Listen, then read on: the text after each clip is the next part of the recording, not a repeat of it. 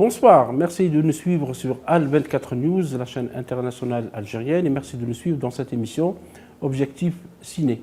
C'est une émission où on accueille tous les professionnels du cinéma, qu'ils soient réalisateurs, comédiens, producteurs, scénaristes, distributeurs. Nous accueillons aussi avec plaisir dans cette émission la réalisatrice et la romancière Noura Hamdi. Bonsoir Noura. Bonsoir.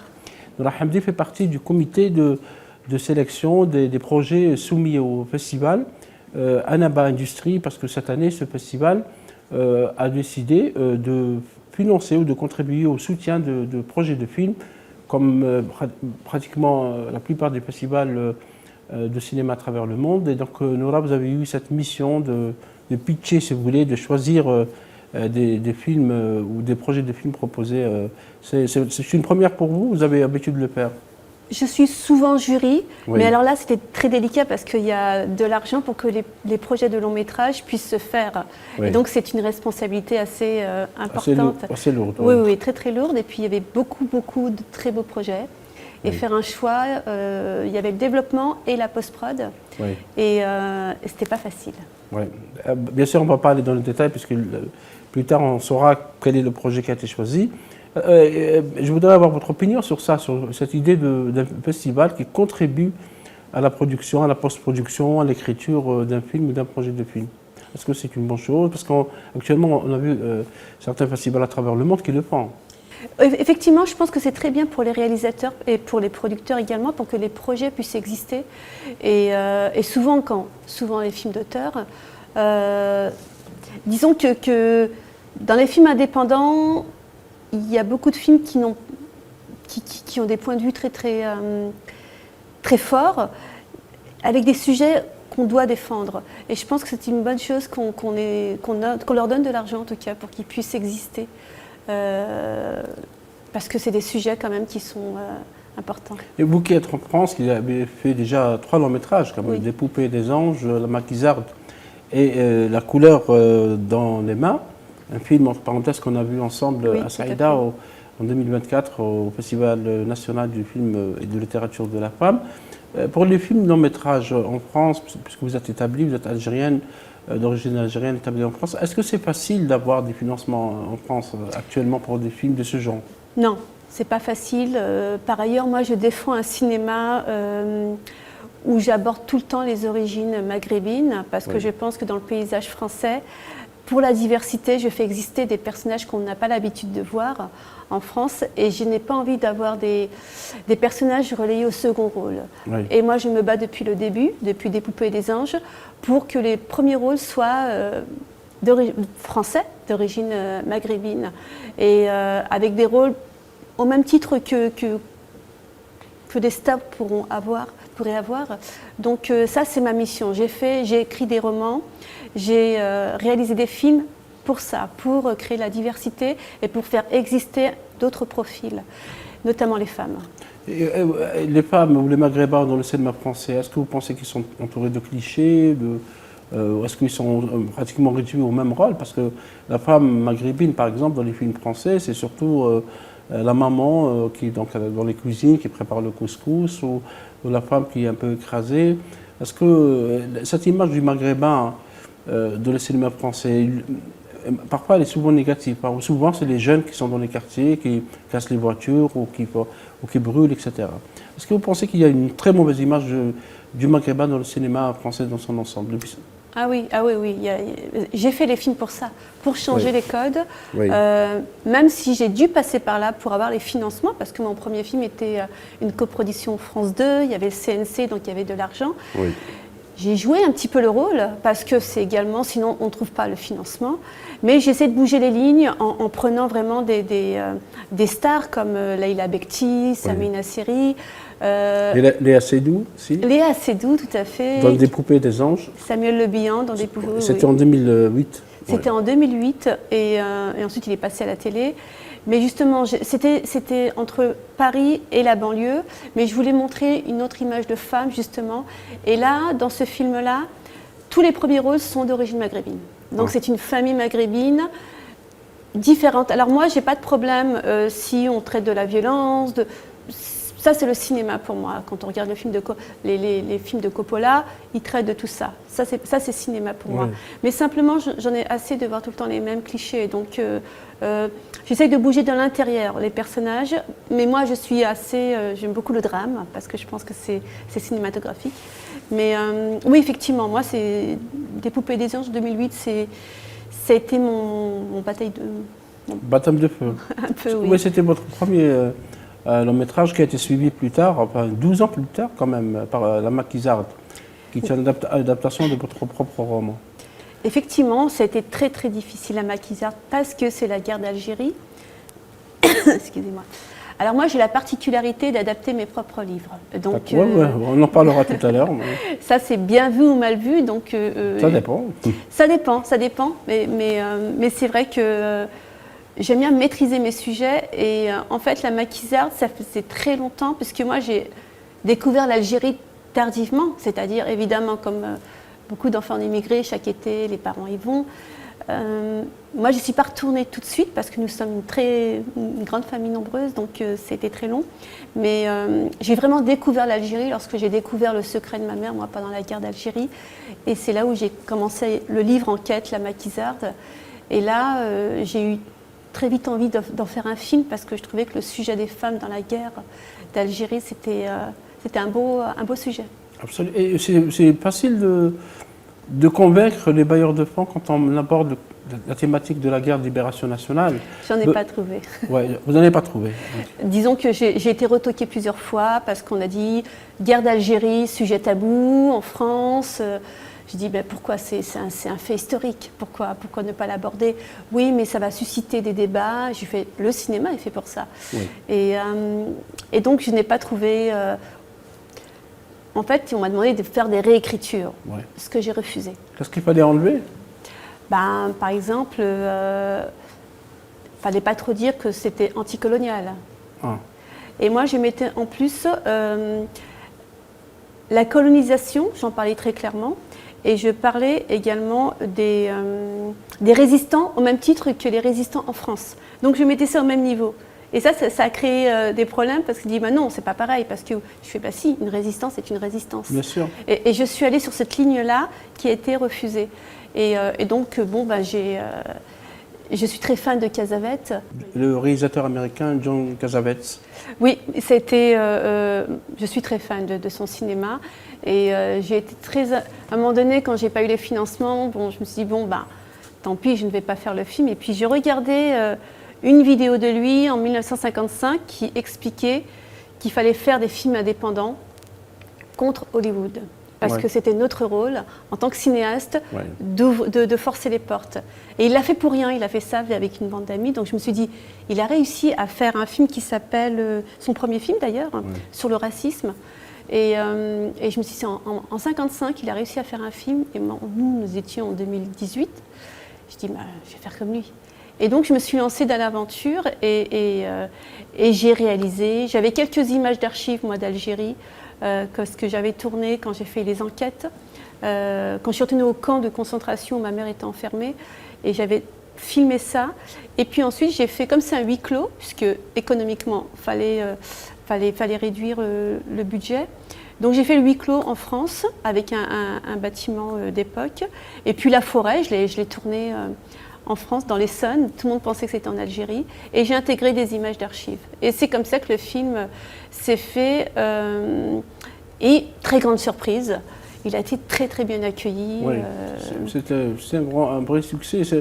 Vous avez parlé de camps de concentration. Et peut-être qu'il faut juste rappeler qu'en Algérie, au deuxième moitié des années 50, l'armée coloniale française a déplacé des villages entiers vers ce qu'ils ont appelé ça les camps administratifs ou l'internement administratif.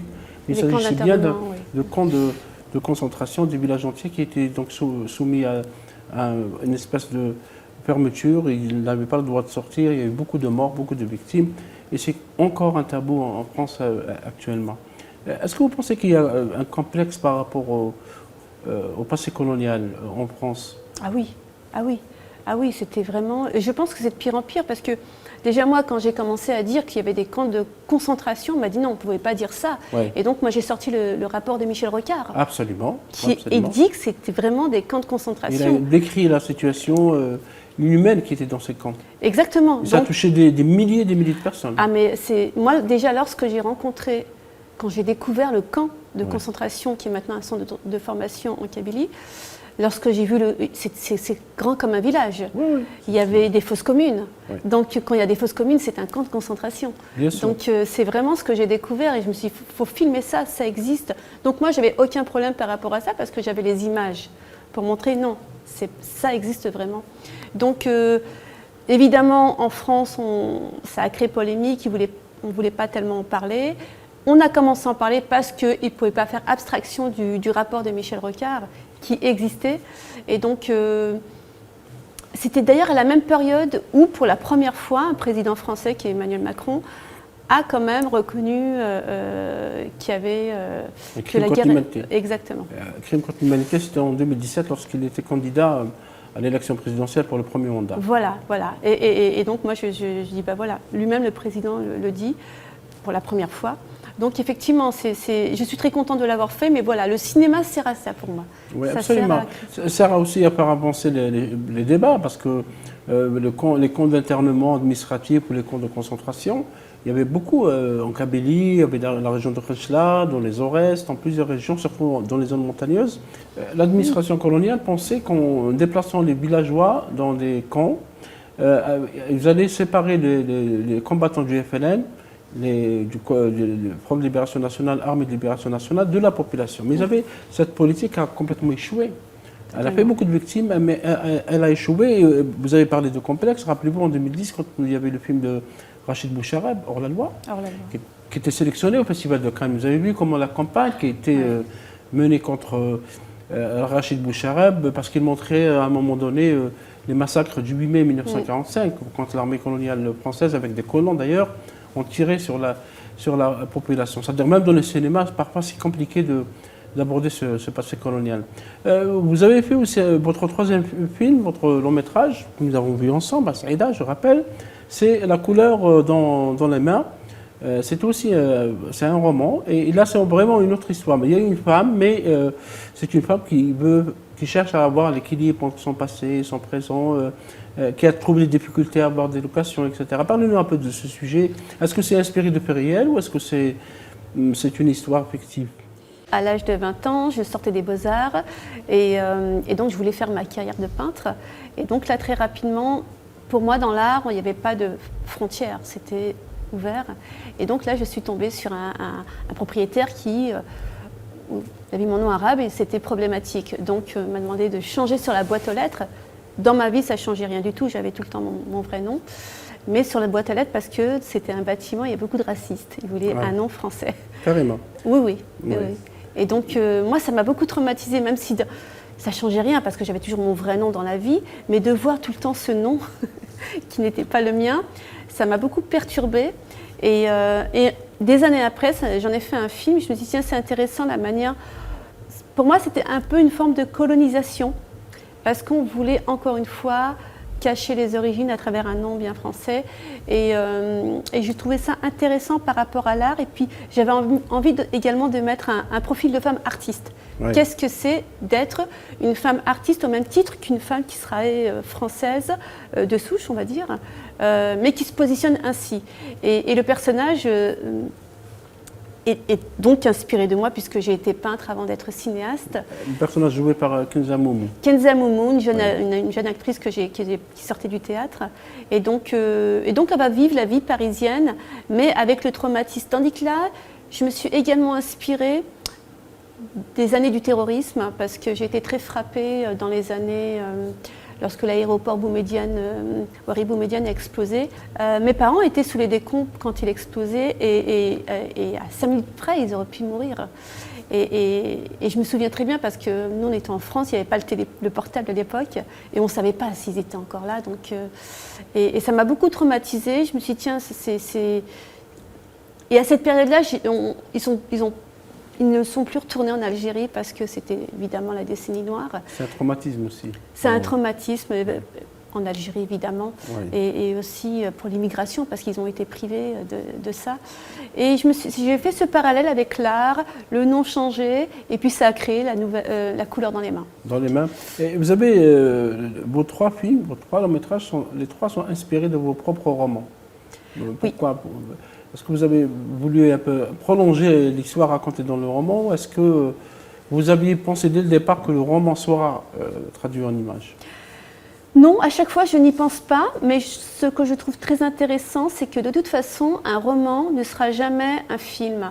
Pourquoi? Parce que la littérature permet une imagination sans limite. Ouais. Tandis que le cinéma, forcément, il y a des acteurs qui vont incarner les personnages, donc tout de suite ils prennent forme. D'ailleurs, il y a des personnes qui n'aiment pas les adaptations parfois parce qu'ils n'avaient pas imaginé les personnages ainsi. Donc pour moi, c'est quelque chose d'un peu magique. Par exemple, pour Des poupées et des anges, en tout cas dans tous mes livres, je ne peux jamais adapter l'histoire en entier, parce que sinon ça ferait 8 heures. Ça serait trop long. Mais je trouve ça toujours intéressant parce que c'est comme une nouvelle histoire avec la même histoire. Et c'est jamais le prolongement parce que c'est différent, c'est autre chose. Mais lorsque j'écris les livres, à chaque fois, je ne les pense pas cinéma, je pense vraiment personnage sans limite. Est-ce que c'est pas douloureux parfois d'adapter un roman au cinéma? Vous êtes obligé d'enlever des personnages, peut-être des chapitres. Comment vous êtes adapté à cet exercice, par exemple, dans Des poupées et des anges, votre premier roman? Alors le premier roman, il y a eu plusieurs personnes qui voulaient l'adapter. Ouais. Et à chaque fois, je faisais tout capoter. Parce que je ne voulais pas que les personnes coupent.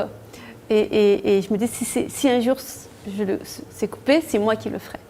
Et je refusais à chaque fois les adaptations. Et puis, il y a un producteur qui m'a dit, faites l'adaptation vous-même. Et donc, il m'a laissé cette chance. Et à partir de là, j'ai choisi. Donc, c'est pas pareil. Parce que c'est pas une personne ce n'est pas sa vision. Moi, je l'ai choisi. J'ai choisi quel passage j'allais faire. Et quel personnage, quel casting j'allais mener. Et donc, c'est pas douloureux pour moi parce que je l'ai choisi. Ouais, c'est un choix. C'est un choix. Et cette envie de s'exprimer artistiquement à travers la peinture, sur le plan littéraire à travers le roman et aussi les nouvelles, et le cinéma, cette envie d'où vient cette envie de dire beaucoup de choses à travers plusieurs formes d'expression? Je pense que j'ai toujours eu ça en moi. Par ailleurs, je ne suis pas du tout d'une famille issue de l'art, puisque mon père est charpentier, ma mère est une femme au foyer. Mais j'ai toujours eu ce côté rêveur, l'ennui. L'école ne m'a jamais vraiment intéressée. Je trouvais ça trop académique. Mais j'ai toujours eu envie de créer. J'avais un imaginaire très développé déjà enfant. Et je trouve ça magique, en tout cas, de pouvoir le faire. Et je suis quelqu'un de très curieuse. Donc je me dis, on essaye et ensuite on verra. Et c'est une envie qui était en moi, mais je ne sais pas d'où ça vient parce que mes parents ne sont pas du tout dans l'art. D'ailleurs, souvent c'est très intéressant parce que quand on est en famille, on ne parle jamais de mon travail parce que, pas qu'ils ne connaissent pas, mais c'est mon univers, ils le savent et bon, c'est quelque chose qui fonctionne ainsi dans les familles, mais j'ai toujours eu envie de créer. Oui. Avant de passer au long métrage, vous êtes passé par le court métrage. Vous avez fait par exemple La danse dans le noir, vous avez fait aussi Petits ensembles au bout de la nuit. Est-ce que c'est un passage obligé, le court métrage? Oui, pour faire ses preuves pour le long métrage, il faut savoir diriger une équipe, connaître un peu la technique, la caméra. Donc en général, c'est le passage obligé. Donc j'ai fait mon premier court métrage avec une équipe d'ailleurs technique japonais. Et ça m'a j'ai beaucoup appris avec eux parce qu'ils ont une rigueur comme ça dans le travail, très intéressante. Ensuite, j'ai fait mon deuxième film, La danse dans le noir. Et c'est comme ça que j'ai pu faire mon long métrage parce que quand on fait un long métrage, on vous demande quelles sont votre expérience. Absolument, oui. La danse dans le noir, c'était en 2000. Quel regard portez-vous, Noura Hamdi, sur le cinéma français d'aujourd'hui? Parce qu'on a l'impression qu'il y a beaucoup de bas plus que des hauts, des redondances, des sujets qui se répètent. Parfois, on fait beaucoup de comédies aussi, parfois des films d'action, mais films d'action, parfois, on a l'impression que c'est des copies américaines. Qu'est-ce qui se passe dans le cinéma français? N'est-il pas en train de régresser? Oui, parce qu'on cherche la rentabilité. Donc l'argent, les comédies. Et moi, j'aime les films d'auteur. Donc je me bats pour ça. Et on ne donne pas beaucoup d'argent aux films d'auteur. Donc, parce qu'on estime que les gens, ça les ennuie, ce qui est totalement faux, puisque les gens sont vraiment... il y a un vrai public pour le cinéma, mais c'est la rentabilité. Donc ça, c'est problématique. Ensuite, moi, quand j'ai débuté, par rapport à la diversité, c'était vraiment très difficile. C'est-à-dire que moi, mon premier casting, on ne voulait pas des personnes d'origine maghrébine. On me disait, prends une actrice française, tu fais une teinture noire, un peu mate, et tu l'appelles Malika ou autre. Mais ça, j'ai toujours refusé. J'ai dit non, il y a des, même s'il n'y en a pas beaucoup, il y a des actrices qui ont du talent et qui sont françaises d'origine algérienne ou autre, en tout cas du Maghreb. Maintenant, par chance, ça va beaucoup mieux parce qu'il y a beaucoup d'actrices qui sont devenues des stars, donc elles en imposent.